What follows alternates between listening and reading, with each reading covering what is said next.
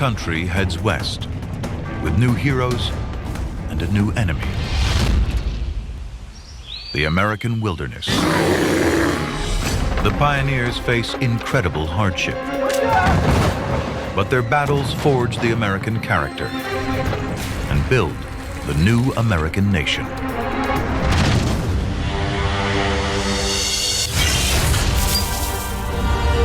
We are pioneers and trailblazers. We fight for freedom. We transform our dreams into the truth. Our struggles will become a nation.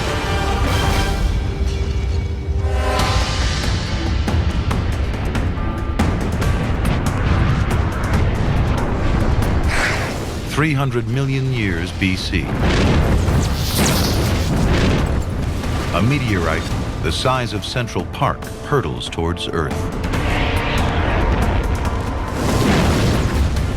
With the force of 100,000 atomic bombs, it smashes into the Appalachian Mountains. The Cumberland Gap. When America passes through this gateway and conquers what lies beyond, a colony will become a continent. I think Americans have always been pioneers. For a nation of adventurers and explorers. We are always moving forward, and we're always dealing with problems, not ignoring them.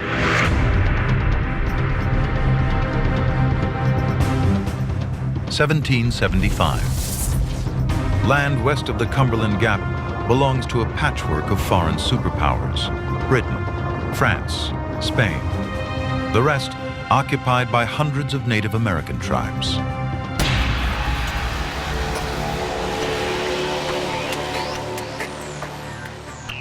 3,000 miles of fertile land, millions of acres for anyone who can conquer it. Riches, too, thousands of tons of gold and silver.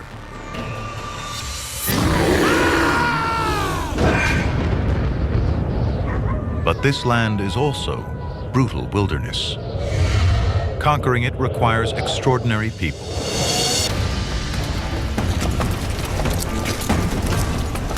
March 1775.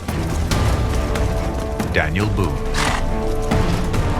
Woodsman, hunter, freedom fighter, explorer, dreamer. Okay, man, keep clearing. Cut it through. Coming through here. Boone and his 30 men slashed through the Cumberland Gap on a mission to tap the riches. Cut it through. Coming through here. Before us lay the finest body of land in the world, with which little exertion we can call our own. One day, thousands will desire this land, and we will be rich.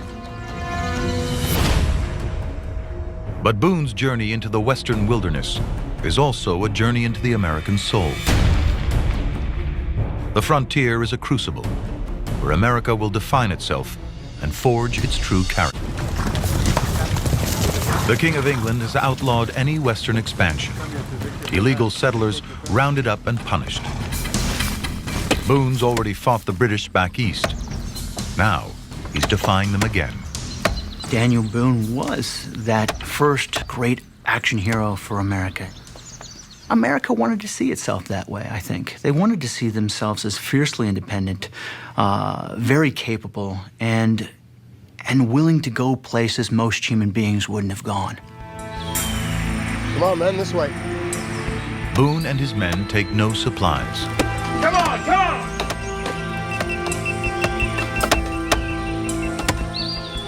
Survival, conjured from the land. Bear grease, insect repellent, wasp larvae, food. Come on, come on! Boone records in his journal. We're exposed daily to peril and death amongst savages and wild beasts, but nature satisfies all we need. Few experience the happiness we feel here in the howling wilderness.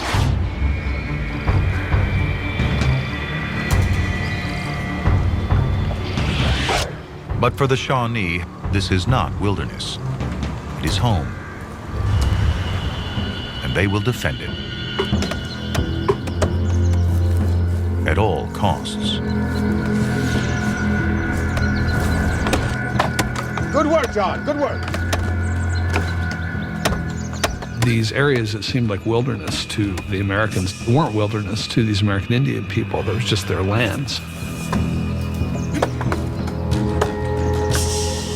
Daniel Boone and the Shawnee have history. Only the year before, they kidnapped his eldest son, James.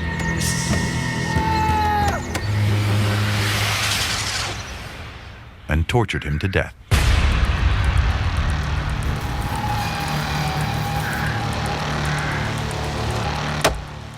On the 25th of March, 1775, Boone crosses into Shawnee territory. In mountains for over 8 days. We were able to survive on this slippery island for 8 days. We're never here.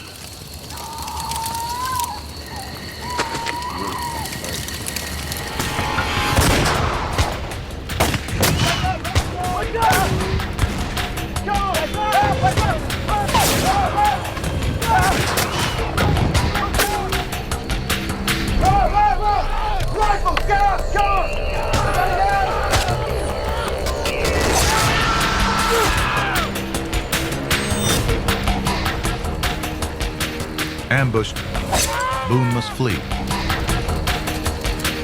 His friend, Captain Twitty, and his slave, Sam, are both scalped and slaughtered.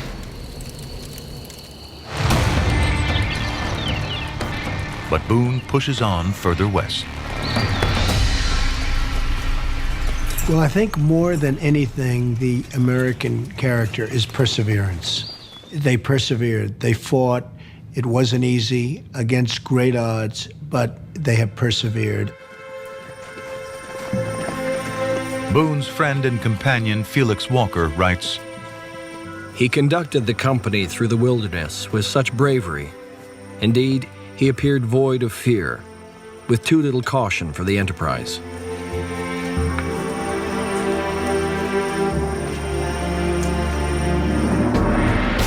"50 of Boone's men die settling Kentucky. But within 20 years, 200,000 Americans pour in behind him." We were a burgeoning society. Suddenly we realized, whoa, the owner's manual says this is all ours. Keep going west.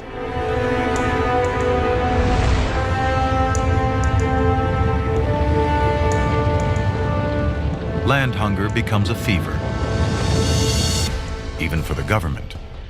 1803, 27 years after independence. The single biggest real estate deal in history. President Thomas Jefferson buys the vast Louisiana territories from Napoleon. 500 million acres for 3 cents an acre. Just as America will one day go to the moon, now a mission into this unknown.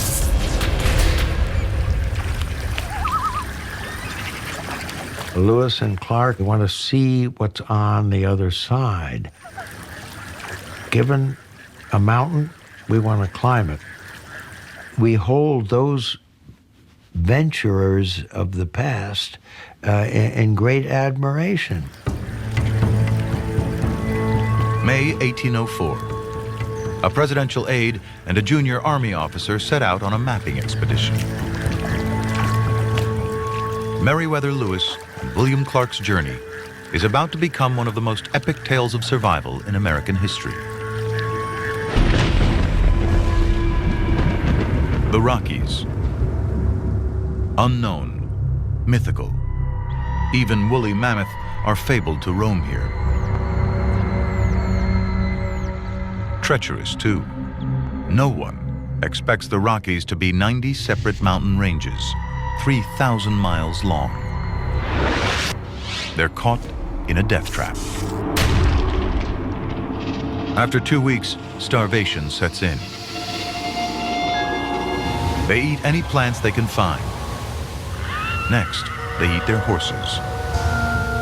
The expedition is given up as dead.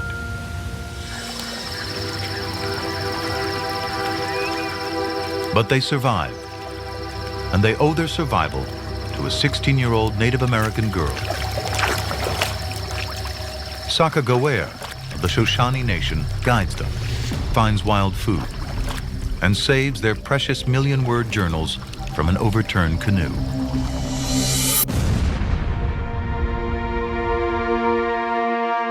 In 1805, William Clark notes in his journal, Ocean in view. Oh, the joy. They are the first new Americans to reach the Pacific Ocean over land. Lewis and Clark's remarkable expedition discovers 300 species of wildlife, transforming science and agriculture. But their journals record an even greater discovery, one that will forge a whole new breed of American hero.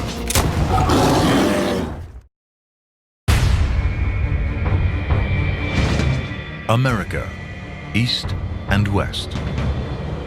The pioneering spirit of Americans has busted the continent wide open.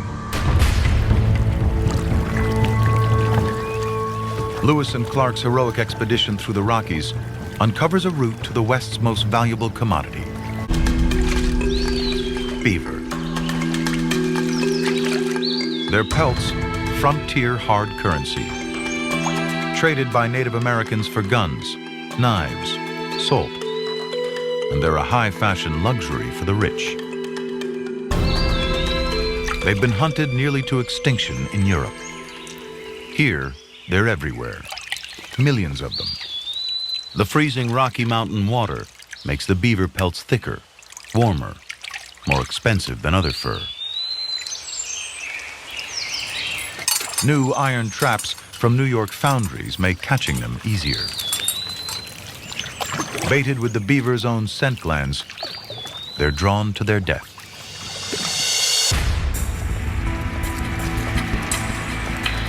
October 1823. 300 eager trappers roam the Rockies, searching for their fortune. 1 in 5 won't make it out alive. Trapping's harsh, hungry work.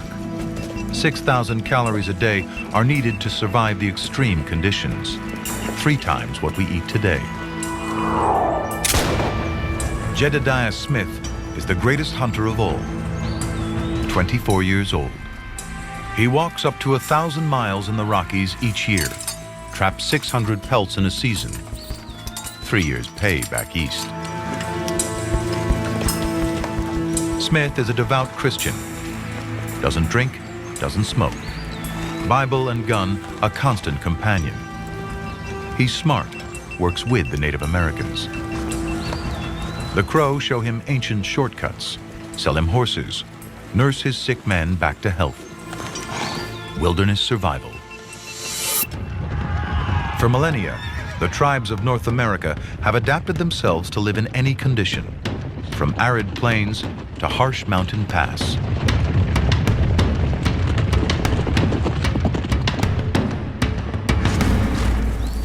Jed Smith uses their knowledge and his skill to open up the West for vast fur-trapping profits. He'll die a rich man, but today he's not the hunter. He's the hunted.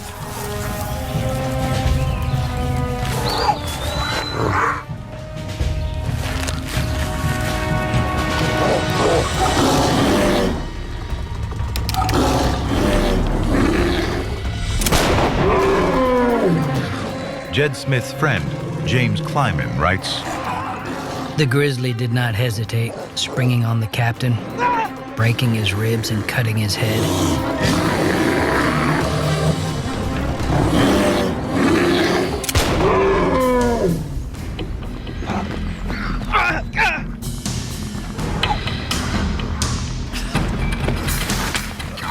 This gave us a lesson on the character of the grizzly, which we did not forget.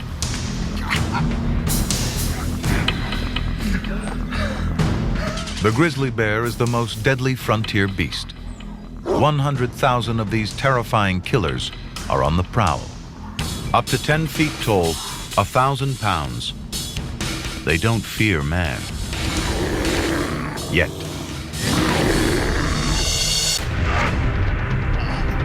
Today, there are fewer than 2,000 grizzlies in the Rockies.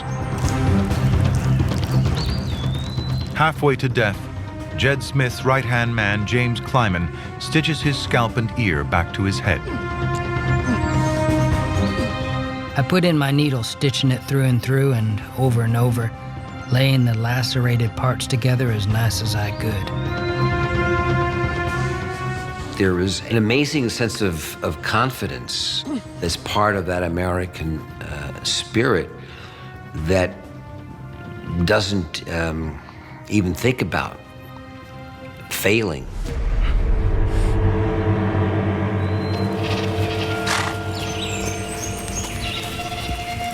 Jed Smith pushes on. This is the new character of America. Frontier grit, rugged individualism, survival. And something else survives too. The trails he forges become settler paths, wagon trains, roads, and today, Interstate 15. And Americans follow the new tracks west in a tidal wave of hope.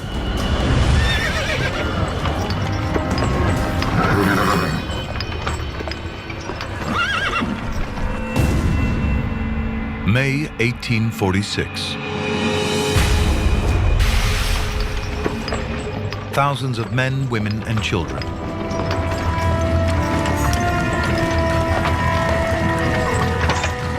Riding, walking, pushing. They're heading for a new life 2,000 miles away. It was a land of opportunity. You can make of yourself what you want. You're only held back by your own desires. Germans, Belgians, French, Catholics, Presbyterians, Mormons. One of the world's great mass migrations begins. The pioneer spirit has moved on. In this colossal migration to Oregon and California, America will finally define its character. It's the American dream. Then, as now, the people want an already good life to get better. They can walk 10 miles a day for up to 6 months straight. Some go through 10 pairs of boots each. Half are children. En route, 1 in 5 of the women are pregnant. But these aren't America's poor. Families sell farms, save for 5 years to join the exodus, risking it all. I think if there is one episode that encapsulates the American spirit, I think it is probably the move west. Whip those mules and horses and cross those rivers and cross over those mountains to the unknown and say, I'm leaving everything behind. I'm leaving everything that I know behind to reinvent myself. A wagon and oxen cost at least $8,000 in today's money. But it buys a complete life support machine. The wagons carry a precious cargo, 1,000 pounds of supplies and a grub stake for your journey, your entire new life in the West. The pioneering spirit is ingenious. Essential drinking water captured from rain on the wagon canvas. Even the oxen's dung is fuel for fires. And like today, there are tolls. Native Americans charge $10 for road and $100 for river crossings in modern money. But the greatest toll of all, human lives. In all, 20,000 Americans will die reaching the West, 10 graves for every mile. But one story of suffering and death will show just how far the pioneers will go to conquer the West.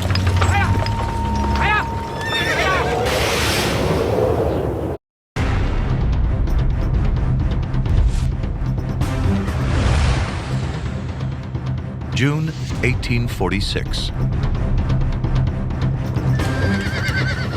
A wagon train heads west. Its leader is George Donner. Good luck. We'll catch you when we break camp. Let's go, Jack. Danke. Good, now push! His wife, Tamsin Donner, is a school teacher. Stoss? Stoss? Yes. Okay. But on the trail, women must turn their hands to anything.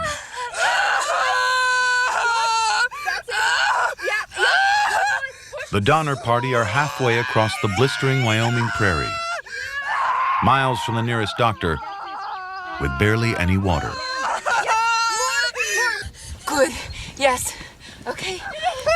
I think the women who came across America in the early days must have been made up of the strongest fiber possible. It's unimaginable. Good. Yes. Ein Junge. Ja, es ist ein Junge.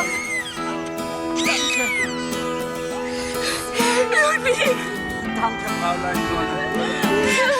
The new Americans' mother and father are Philippine and Ludwig Kesseberg.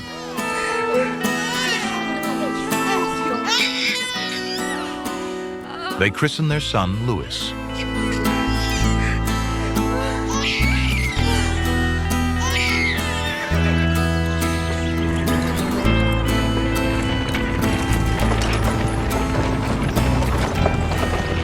The journey is tough,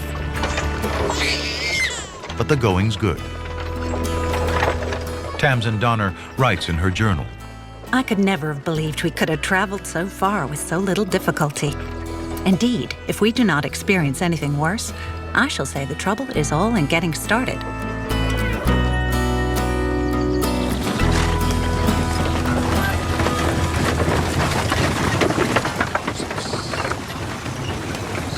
But as leader of the wagon train, Tamsin's husband, George Donner, is aware there's one final obstacle to their journey. The Sierra Nevada. Peaks up to 14,000 feet. Fail to clear the mountain passes before the first snow falls, and the consequences are terrifying.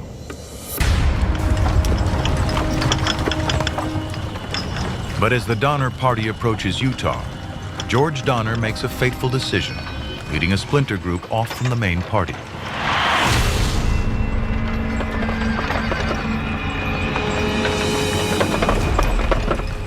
He's read one of the many new trail guidebooks, showing a shortcut that claims to shave 2 weeks off the journey time.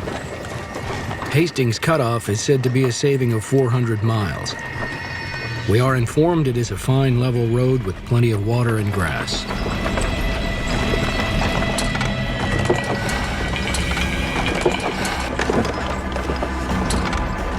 But Donner's information is wrong. In fact, the shortcut adds 100 miles to the journey.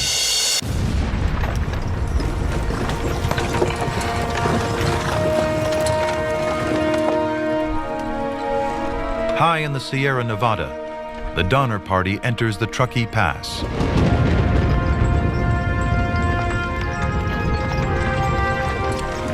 They're only 30 miles from the California plains. But supplies are dangerously low, and traveling through the mountains is taking its toll.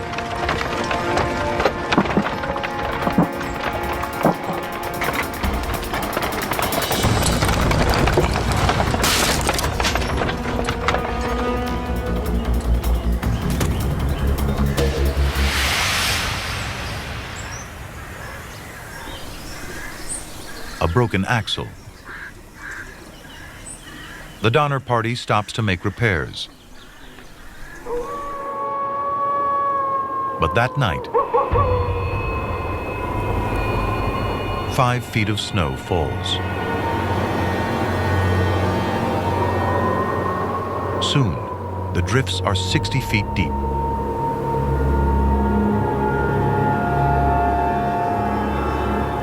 The Donner Party will be stranded for 5 months. just 3 weeks, they've eaten all their food.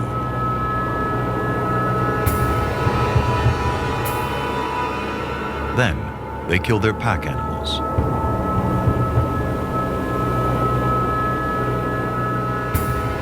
Next, they eat charred bones, twigs, bark, leaves, dirt, and worse.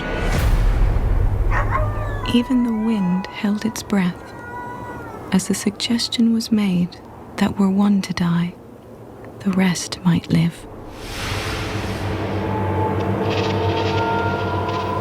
Cannibalism.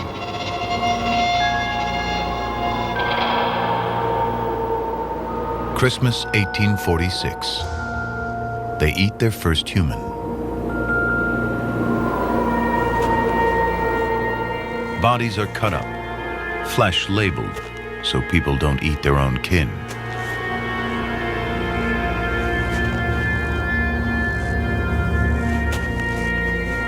Four rescue parties bring out some survivors. The very last finds Philippine's husband, Ludwig, alone. He is surrounded by bones, entrails, and a 2-gallon kettle of human blood.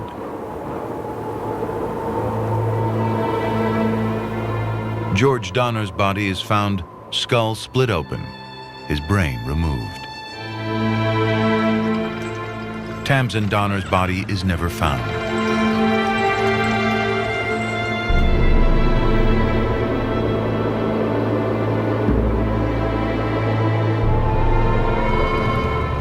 The pass is renamed the Donner Pass,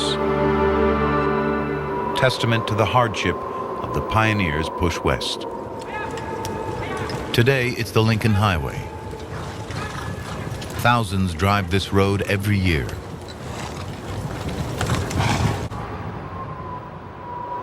But beneath the bones of the Donner Party, the Sierra Nevada conceals a seam of gold, largest the world has yet seen.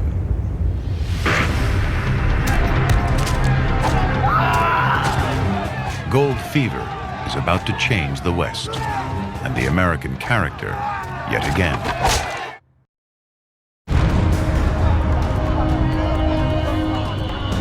March 1836, Texas, the Alamo.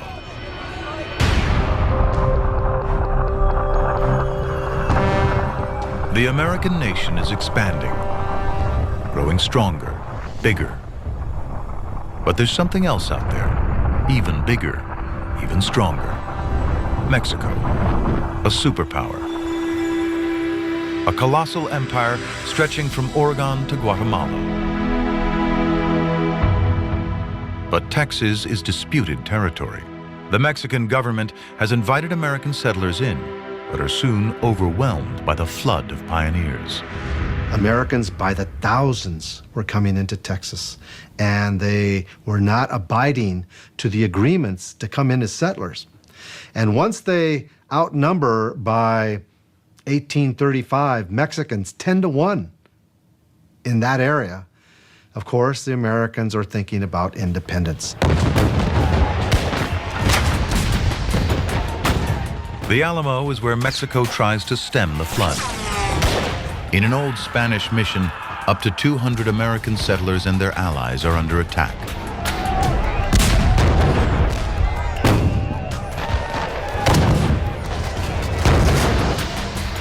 Attempting to retain control of Texas, a Mexican army storms the makeshift fort.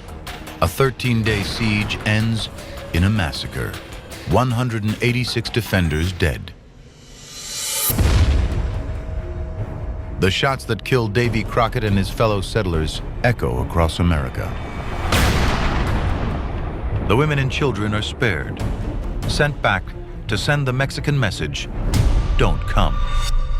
But America hears something else. Remember the Alamo.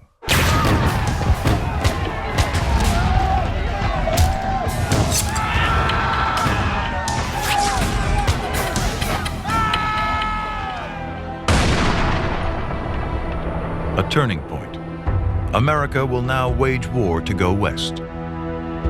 Texas is one, California fought and bought.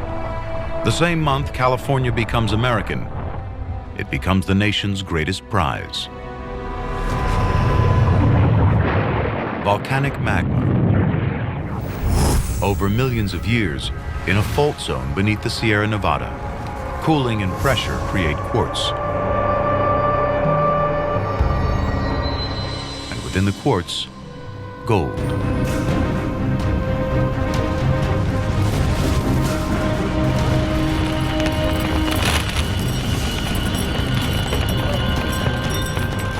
The seam is one of the densest on the planet.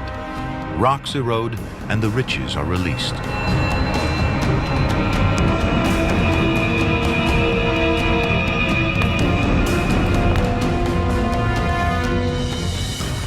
(1848), carpenter James Marshall finds a 3-ounce nugget in the California River. 2 months' pay in his hand, but billions of dollars beneath his feet. News of Marshall's discovery spreads to every corner of the world. In California, you can taste the American dream. Get rich quick. Within a year, 100,000 desperate amateur prospectors flood the Sierra foothills. It was the American dream distilled to its essence. Take yourself and go out and try and make a success of it. A Chinese prospector's 100-ounce strike in the Yuba River. $26,000 made by a single Irishman in just 4 days. A $200,000 super seam mined by 12 Mexicans at Bear Valley. In the port of San Francisco, a plot of land worth $16 before the gold strike now changes hands for $45,000. In 2 years, the population of California explodes from 15,000 to 100,000.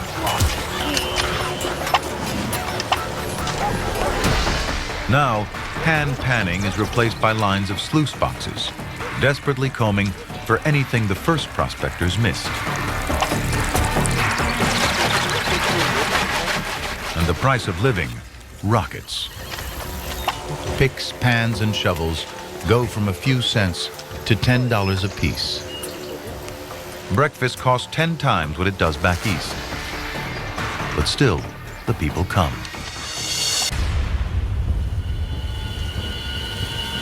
"200 abandoned ships in San Francisco harbor. The crews deserting, rushing for the hills.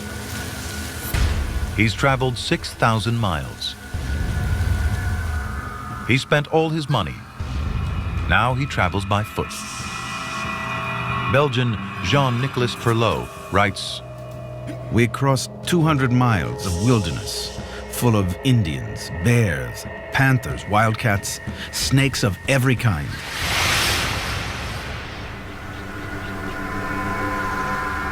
The first thing he finds isn't gold, it's graves. 200 of them. Prospectors cut off by rains in the foothills, starved to death.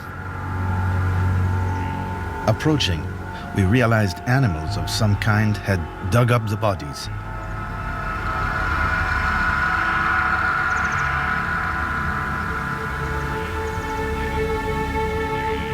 I read a note attached to one of the graves. God has willed that civilization should begin in this place with this duty which a man owes to his kind. Bury the dead.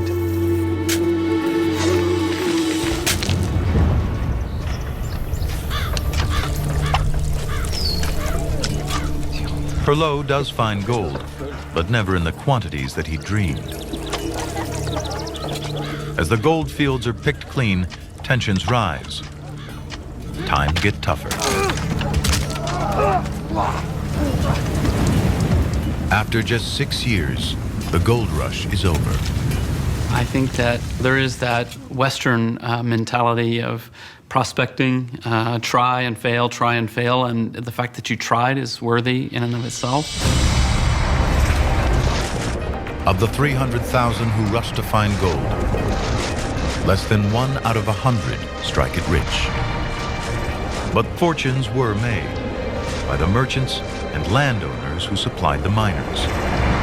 From dirt and dreams came the great cities of California.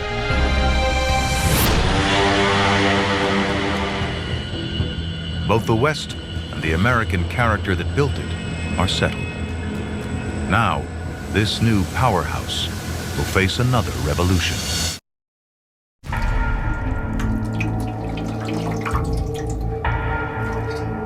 October 1818. A 9-year-old boy comforts his mother as she lies on her deathbed.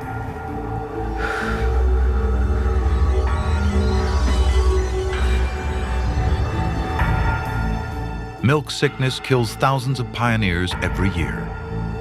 The cause?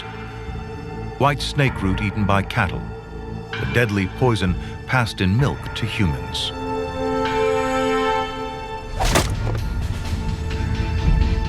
At 18, the boy becomes a man, but he has been working like a man for years, battling for existence in this harsh environment. It was a wild region, with many bears and other wild animals still in the woods. There I grew up. I had an axe in my hand from my 8th to my 20th year. This is the life of American settler stock. The young man's grandfather followed Daniel Boone's wilderness road into Kentucky. His father pushed further into the primeval forests of Indiana. Settler families of 10 or more live in log cabins built from scratch. Single-roomed, basic, the trailer homes of the day. The wilderness provides everything. They make their own plows, rakes, forks, shovels, build their own furniture. And they bury their dead. In bad years, malaria kills 1 in 8 of the settlers. Life expectancy is half of what it is today. But from adversity comes strength. This settler's name is Abraham. Abraham Lincoln. If you work hard, you can do anything you want to do. The possibilities are endless.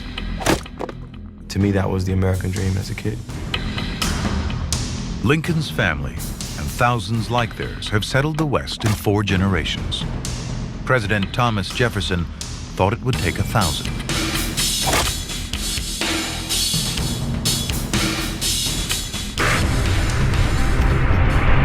The forests are cleared, an average of 5 acres per family per year. In 1800, 23 million acres of Indiana is wilderness. In 60 years, it's tamed, flat, fertile farmland. But there is more than forest to clear.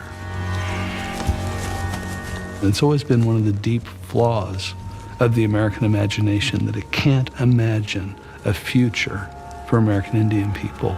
As Americans, American Indian people have to imagine that for themselves. And that's the hard part. Keep walking. 1830. Frontier President Andrew Jackson declares a new policy. A policy that America will maintain for more than 100 years. The forced relocation of American tribal people onto reservations. You keep moving. After years of Supreme Court battles, the bill passes Congress by a single vote. Chickasaw, Choctaw, Creek, Seminole, Cherokee, all forced off their nations by the point of a bayonet. An episode in the conquest of the West that even some of the soldiers taking part find shameful. U.S. Army Private John G. Burnett writes, The sufferings of the Cherokee were awful. The trail of the exiles was a trail of death. They slept in the wagons and on the ground without fire.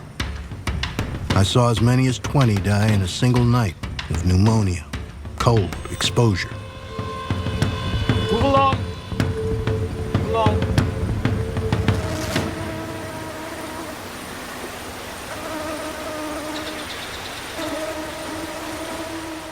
The march of 1,000 miles becomes a trail of tears. It's a shameful act in American history, and it's in its own way sort of an iconic act because it really symbolizes what happened to the Native Americans.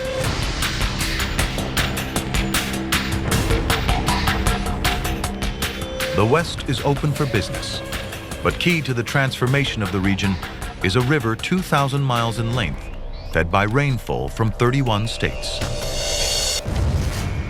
Running from Minnesota to New Orleans, the mighty Mississippi. It's a lifeline, connecting the West to the outside world. If roads exist, they're muddy tracks. This is the only trade artery, the interstate, that allows the pioneers and settlers to sell the produce they've sweated over. A huge amount of goods are shipped out, but they're shipped out in this most nickel and dime way. A farmer will build a flatboat, fill it up with hogs, sassafras root, ginseng root, tobacco, whatever it is you grow, put it on the flatboat, use the power of the Mississippi to drift you down to sell them along the riverbank. Age 19, Abraham Lincoln makes his first trip down the Mississippi, poling his simple raft. The current is too strong to return upstream. The primitive flatboats are simply sold as lumber in New Orleans. Farmers have to walk the 800 miles home and begin again. But on that first journey, Lincoln sees the future.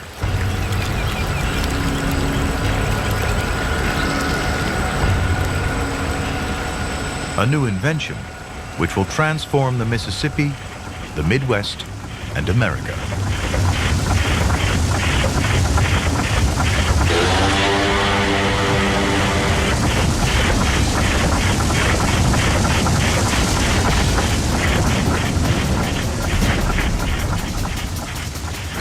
The steamboat was the 19th century's time machine, just as surely as the airplane was the 20th century's time machine.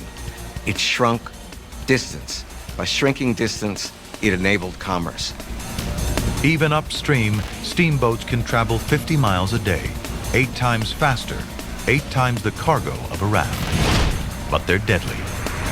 Over half the early models explode, maiming and killing hundreds. But their number triples every decade.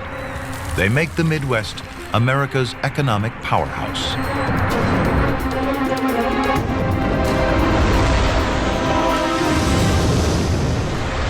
Within 20 years, St. Louis alone swells from a few hundred to a population of 16,000.